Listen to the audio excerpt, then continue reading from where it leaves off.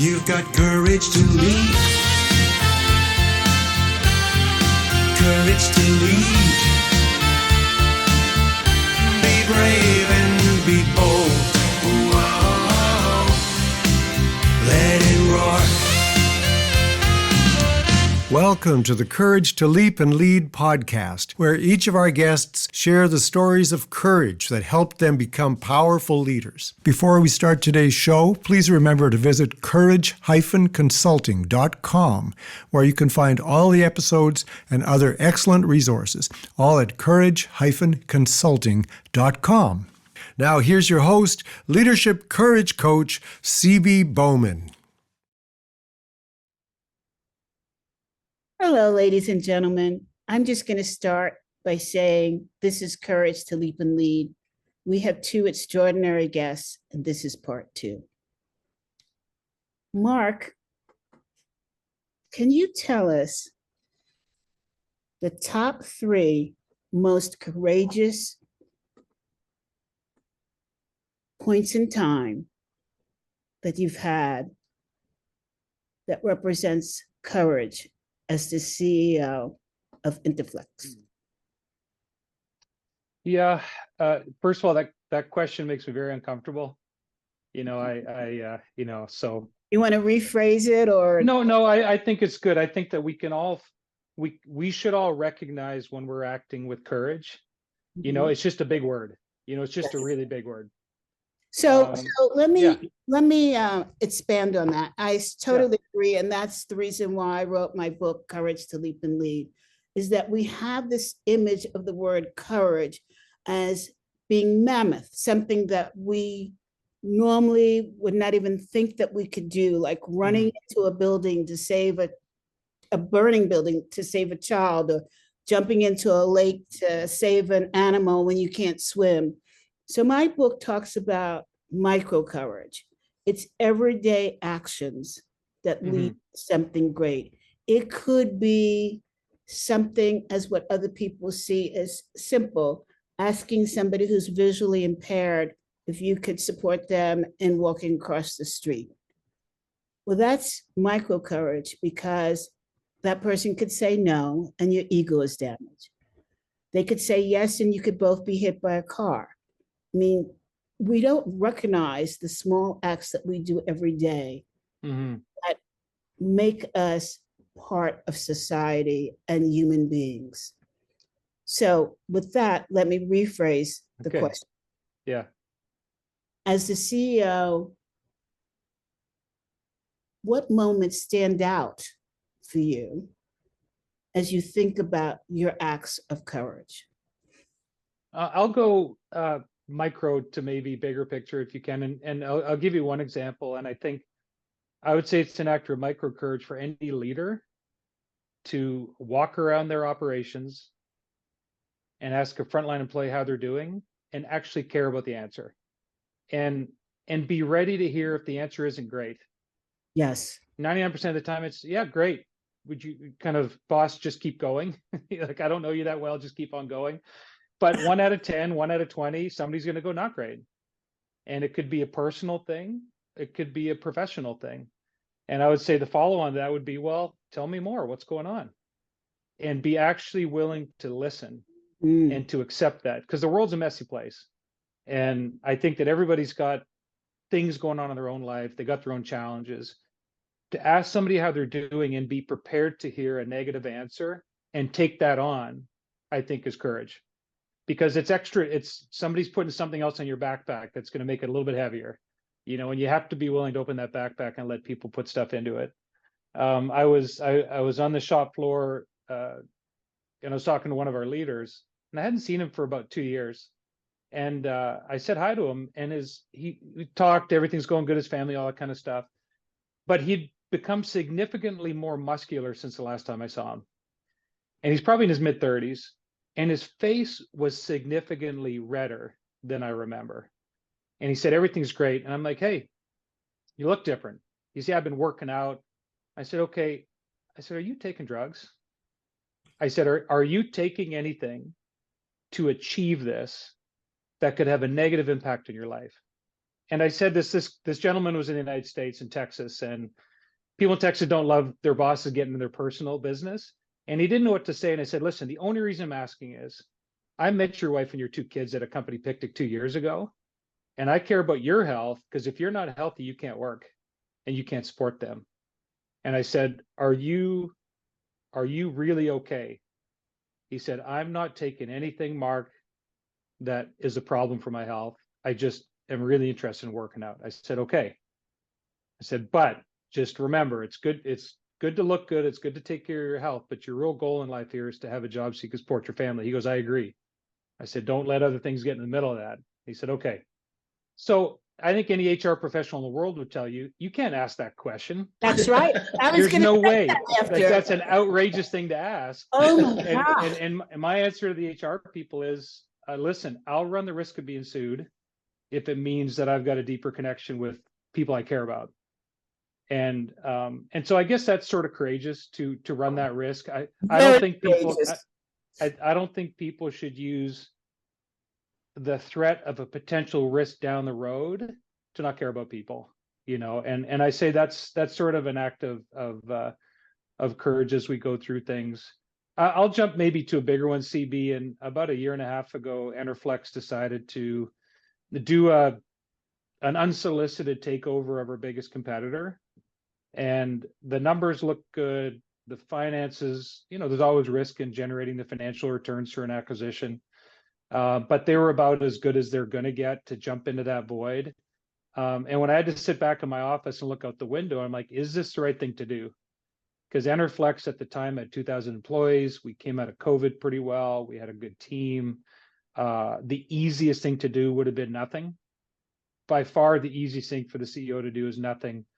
And the financial rewards for a CEO of doing a merger aren't that much different than doing nothing, but the risks are much more significant. And so we had the courage to say, yes, let's do it.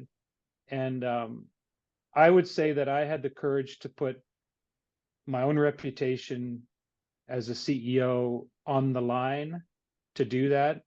The part that I didn't really understand was how I was making that decision for everybody else at the same time.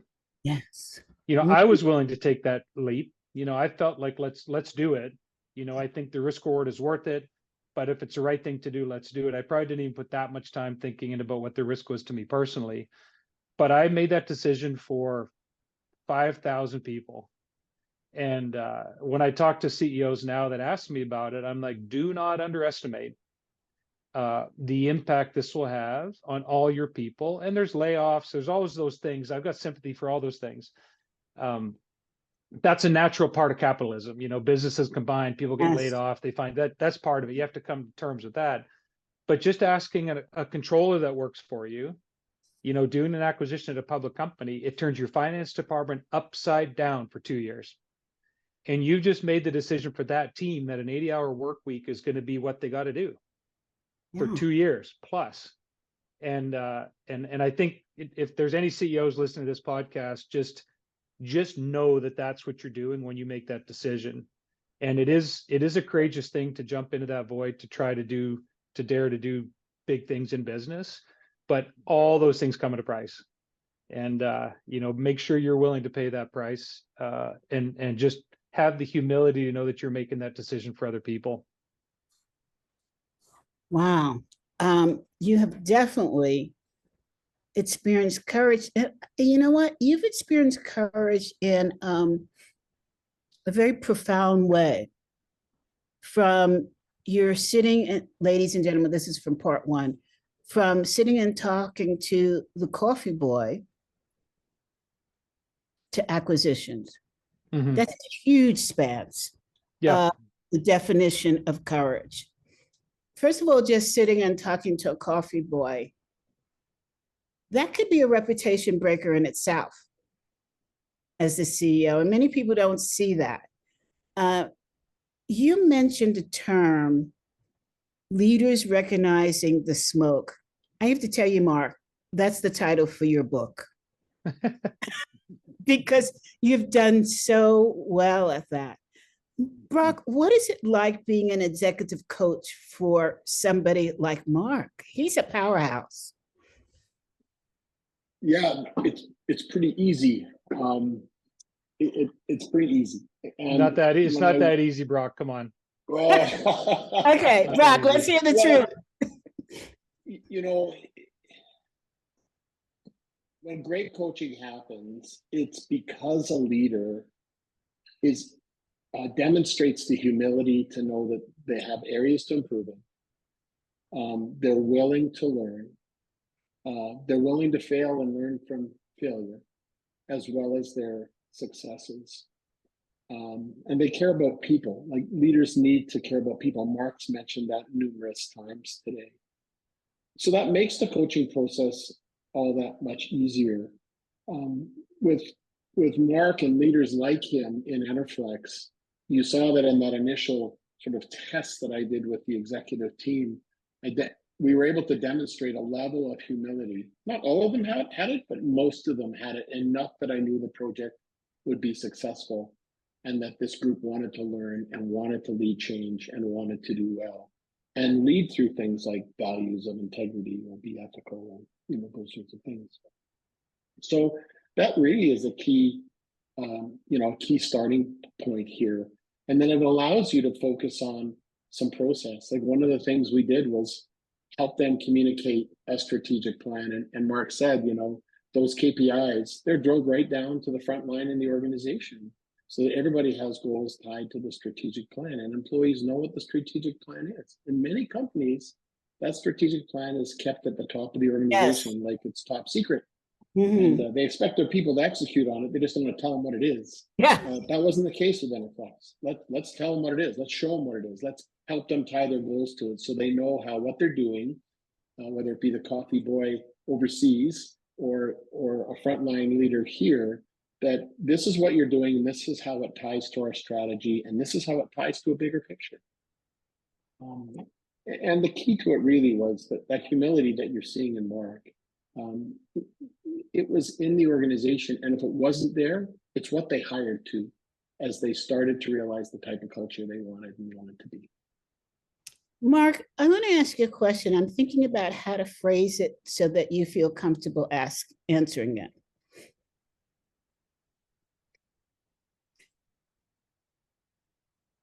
As the CEO of a very successful organization, can you share with us things that you would have done differently?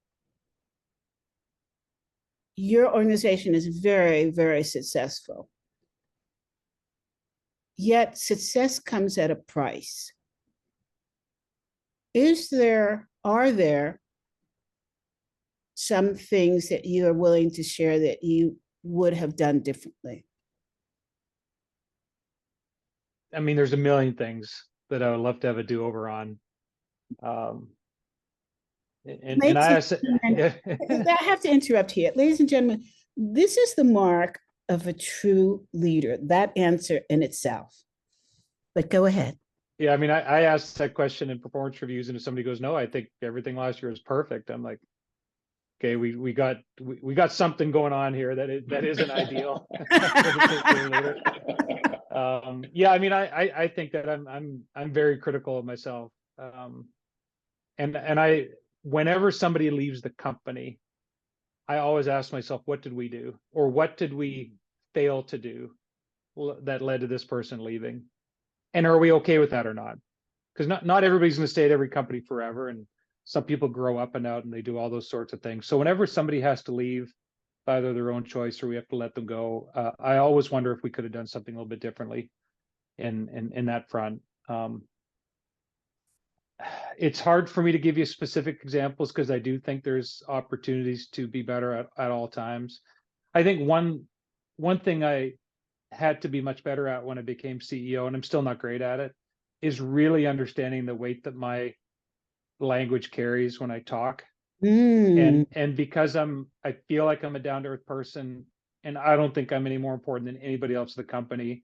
So if I go to a meeting and I'm sitting in on a team meeting, if I'm lucky enough to be invited to a team meeting And if I start acting like I'm a member of the team, that's a mistake, because the leader that invited me, I've already sort of usurped that person's power, and the team is off of them onto my take. And so that's a mistake. And I made that mistake 2 weeks ago, and then I was in a meeting with some people I knew, and they were talking about stuff. And I said, well, listen, don't forget, we tried that 10 years ago, and be really careful because XYZ. And that person took that as a sign that they didn't have to do that. But their leader, like, no, this is one of your top 5 things to do this year. And they're like, well, look what Marc said, didn't work 10 years ago. So is this really a thing? So that's a mistake that I make a lot. And I try to protect against it. I can't help myself, because when I'm in meetings and I hear people talking, you go from the, hey, I'm just here to provide emotional support, to I can't deal with letting this go without saying something.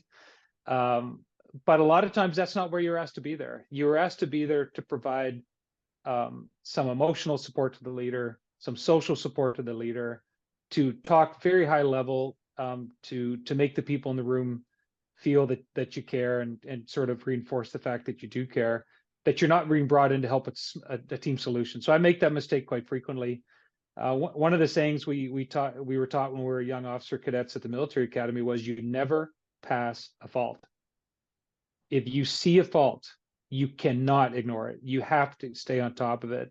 And that discipline that was imbued on me then, I think, is part of what makes it very difficult for me to come into a meeting and just talk. My strategy, by the way, is get a notebook and write down those thoughts and share them one-on-one after the fact. Like, that's the tactic. And so you exercise that muscle of wanting to say something, but you just do it in an environment that leader can digest it and say, well, Marc, I hear you, but what you don't know is these 5 things. Okay. Glad we talked about it in private. So I made that mistake just a couple of weeks ago on the acquisition of 𝗥𝗡𝗏. As we were going through the very complicated financial and operational due diligence, one thing that I didn't focus on is a cumulative stacking of risks. So you can deal with risks individually, and you can get comfortable with a lot of things individually, but if you stack them up like pancakes, eventually the stack is too big to eat. And when you do a big deal like that, it is a stack of pancakes. Mm-hmm. And you have to be able to eat the whole stack at once, or else you're going to choke on it. And there were some things that were, each individual risk was manageable. You could deal with it mentally, but the stack up of a bunch of risks made the first 14 months post-close very challenging from a financial performance point of view. And then when you have those, when you do a deal that is asked so much from so many people, to not then generate the financial returns in a short time frame, they really start to question your leadership and your decision making. And so I would recommend anybody that's thinking about doing anything in their professional life, you have to acknowledge that risks stack up. And if the pancake analogy works, I'm Canadian, we eat a lot of pancakes. If you stack those pancakes, eventually it gets too big to eat. And that's how you go through life. And that's the way people deal with stress too. People don't deal with stress, bit by bit. It's an overall stack up of stress. And once that stress gets too high, people will break down. And that's just how human beings deal with things. But you can intellectualize the risks as one-off things that could be dealt with individually, but that's not the way it works in real life. So that was a mistake, that we really didn't sit back and go, well, what if all these things happen? Or what if 4 out of these 5 things happen and we don't control it? Mm-hmm. How's that going to impact the financial performance and operational performance of the company? I love what you just said. I've learned so much from what you said, and I'm there with you, because as the CEO of cie, the biggest mistakes that I've made is attending meetings and speaking up to the detriment of the atmosphere of the meeting.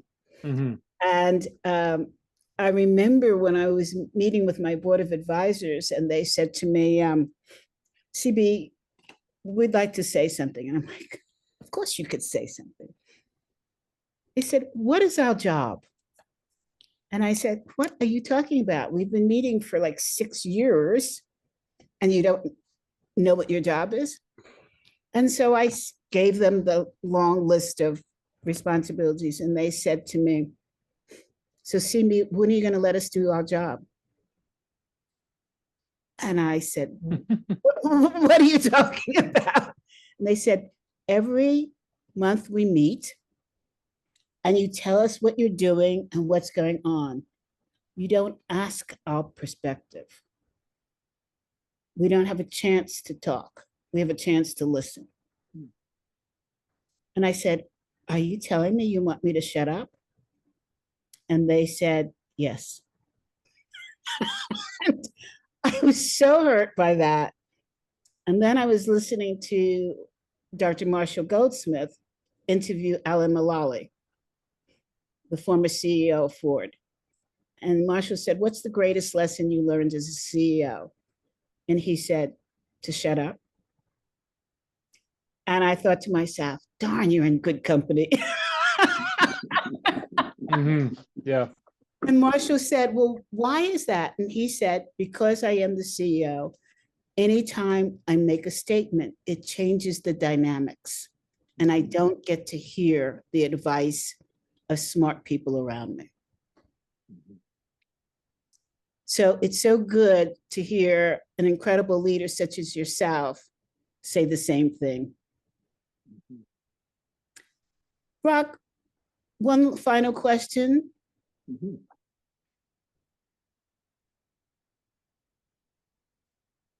Do you want to continue to work with Marc as an executive coach? So I would love to work with Marc as an executive coach. I haven't. I've done a little bit of strategic work with Enerflex in the last couple of years. Part of our business model, my wife and I run this company. We've sort of taken the analogy of teach a person to fish, don't feed them fish. And with all of our customers, including Enerflex, our intent was to allow them and help them to build competency in-house to do what we do. So from a leadership development, organizational development perspective, they have developed a lot of internal competencies to aid themselves in getting there. But to answer your question, to work with somebody one-on-one like Marc would be an absolute privilege. I asked that question from this perspective. Marc has a lot of humility. He has a lot of knowledge. Has a lot of experience. His company is a success. What else can an executive coach do? He's a cheat code. I'm sorry? That'd be dependent upon Marc. Good answer. Well, ladies and gentlemen, didn't mean to put you on the spot, but you know, when I look at and I hear people like the CEO of Google, former CEO of Google, who you see are at the top of their game. And yet these people are hiring executive coaches. The world must say, why? They're already good. And I think it's an important question and answer for us to know, because our field, executive coaching, has been known as we come in and we save the day and we leave, or we fix things that are broken and then walk away. And that is so not the definition of an executive coach, the way cie sees it. As the world keeps changing, different things happen where an executive coach needs to be on the spot, be part of the organization, needs to be an enterprise-wide business partner versus a coach that comes in and asks, what would you do? And with that, ladies and gentlemen, I want to thank Brock and Marc so much for appearing on this show. We've had an incredible view of the relationship between an executive coach and a CEO. Marc, is there anything you would like to say as we close out? No, thanks. Thanks for having me. And Enerflex is better because of Brock, and I'm better because of Brock. He's a tremendous coach. He is. He Yeah. is. Brock, any last words? No, CB, it's been a pleasure to chat, and I've enjoyed listening to Mark. He's a great leader, and he has a growth mindset, and will be a key reason that Enerflex continues to be successful into the future. And you know, Brock, he's a great coach too. I think you're right. With that, ladies and gentlemen, we'll see you next Tuesday. Bye now. This is CB Bowman.